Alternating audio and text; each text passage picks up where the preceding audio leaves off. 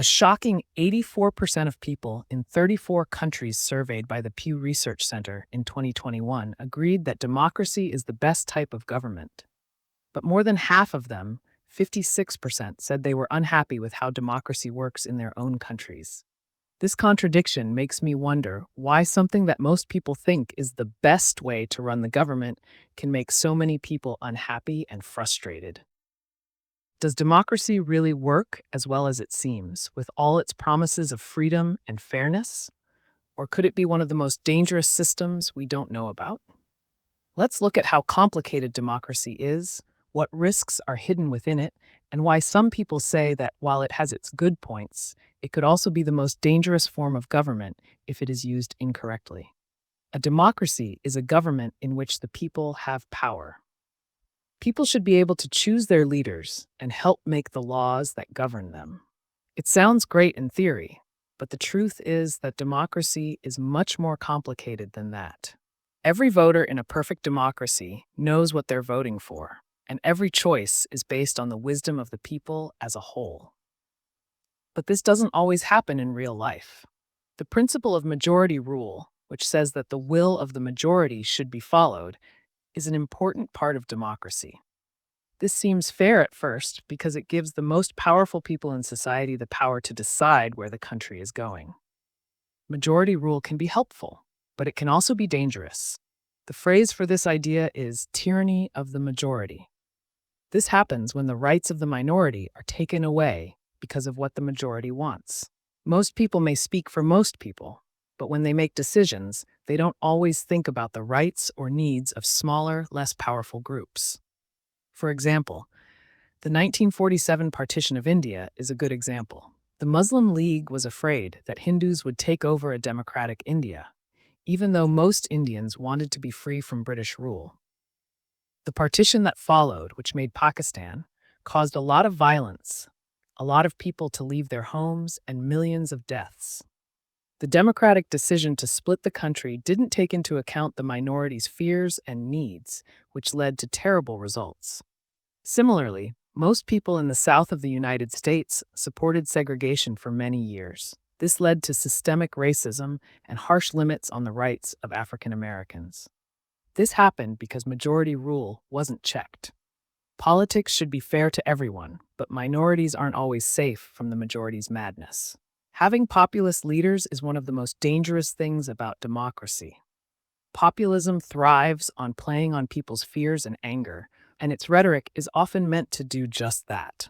These leaders say they can solve tough problems with easy, but often wrong solutions, and the public is easily swayed by their charisma.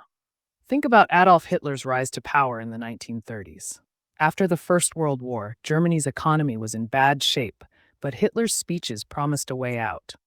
He said he was speaking for the people and promised to bring Germany back to its former glory. His populist message, however, hid dangerous ideas that would eventually cause World War II and the Holocaust, killing millions of people. He did not become powerful because of an authoritarian government forcing its will on the people. Instead, he used a democratic system to control the masses and gain power. Nowadays, in Hugo Chávez's Venezuela, you can see similar patterns. Chávez sold himself as a champion of the poor by pushing for redistribution of wealth and social programs that would make life better for the country's poor. He became popular at first, but his policies, which were based on populist rhetoric, caused the economy to crash, prices to skyrocket, and a lot of people to be poor. Because of democracy in Venezuela, a charismatic leader was able to take over and stay in power long enough to destroy democratic institutions and ruin the country. This shows one major problem with democracy. Populist leaders can easily control it by playing on people's emotions and leading them down harmful paths. Voters need to be informed for democracy to work. In a perfect world, every voter would learn about the issues, know what the candidates stand for, and make smart choices at the polls. In reality, though, false information and making choices based on emotions often have a big impact on the vote. The 2016 Brexit vote is a well-known example of this. Many people in the UK voted to leave the European Union because they were promised more control over their laws and borders. However, it became clear after the vote that a lot of people had not fully understood the complicated effects of their choice. It had a big effect on the economy. Many industries were hurt, trade barriers went up, and the UK economy shrank. People didn't just vote without knowing what would happen. They were also misled by false information, as political campaigns focused on emotional and often false arguments instead of facts. Brexit is a bad example of what can happen when you leave important decisions up to voters who might not have all the information they need to make a smart choice. In recent years, it has become a big problem in the US for false information to spread, especially on social media. Information that is biased, misleading, or outright false is often available to people, which can affect how they vote and what the public thinks. This leads to situations where democratic decisions are made based on feelings instead of facts, which can be very bad for society as a whole. The growing divisions in society are one of the biggest threats to democracy right now. Debate is a part of democracy, and having different opinions is seen as a good thing for the political climate. But if these differences get too big, they can cause rifts that split societies apart. Think about the United States.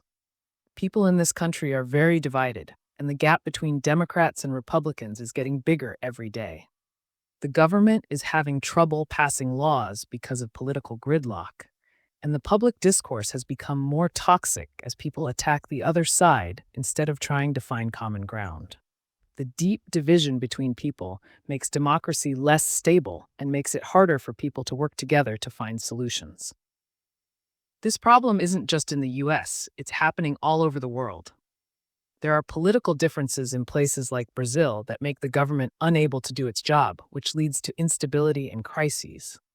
When democracy is seen as a way to divide people, it threatens the unity that is needed for society to work. Elections give the people regular chances to pick their leaders, so democracy is often seen as a system of accountability. But having elections all the time can also make the government less stable. In some places, elections happen so often that the government isn't reliable, which makes it hard to stick to long-term plans or policies. Let's look at Italy. In the last 70 years, the country has had more than 60 different governments, which has caused constant changes in the political scene. Each new government makes its own rules, which often go against what the old government did. People and businesses can't plan for the future when the future is so uncertain, which leads to chaos and instability. India has a lot of problems too, because there are so many elections at the national and local levels. In a democracy, elections are very important, but when the leadership changes all the time, policies can become less stable. This can affect everything from the economy to national security. So is democracy really as good as we think it is? Or is it a system that is flawed by nature? It's not clear what the answer is. There are major problems with democracy. It can cause people to make bad choices, fight with each other, and become unstable. It also sets the rules for freedom, participation by citizens, and accountability. It's not whether democracy works or not that matters. What matters is how we can make it better. Educating people to vote better is one of the most important things we can do. For democracy to work, voters must have a lot of information. We need to teach people how to think critically about what they read, know how their votes will affect things in the long run, and tell the difference between fact and fiction. One more important change is to make the systems that protect the rights of minorities stronger. Democracy shouldn't just work for the majority, it should work for everyone. This means giving disadvantaged groups a voice and a seat at the table, even if they aren't the majority of the population. In politics, money shouldn't be the most important thing. Campaigns for political office are often funded by wealthy people and businesses, which gives them too much power over the political process. To keep democracy working for everyone, not just the powerful, we need to make changes that limit the role of money in politics. Last but not least, we need to change the way elections work so that everyone's voice is heard. Ranked choice voting and proportional representation are two systems that could help make democracy more open and less easy for powerful interest groups to control. Ultimately, democracy isn't perfect. It has flaws and can be abused and controlled. But democracy is still the best way to promote freedom, equality, and participation when compared to all the other political systems in the world. Don't give up on democracy. Instead, fix the things that are wrong with it. Democracy is still the best system for the people, by the people, as long as we protect minority rights, make sure money doesn't have too much of an impact, and change the way elections work. Democracy is the worst form of government, except for all the others, Winston Churchill said in a wise moment. In conclusion, democracy is a fascinating and complex system. While it holds the promise of freedom, equality, and participation, it is clear that it also comes with its fair share of challenges. From the risks of majority rule to the dangers of populism, misinformation, and political instability, democracy is far from perfect. But does that mean it's the most dangerous system, or simply a system that needs reform and care? Now, it's your turn to weigh in. What do you think about democracy? Is it truly the best form of government, or does it need a major overhaul to live up to its ideals? Share your thoughts in the comments below. Let's start a meaningful conversation about how we can make democracy work better for everyone. If you found this video thought-provoking, don't forget to give it a thumbs up, leave your opinions below, and share it with others who might find it interesting. And of course, hit that subscribe button for more such thought-provoking topics and updates on our latest content. Your voice matters, and we can't wait to hear from you. See you in the comments.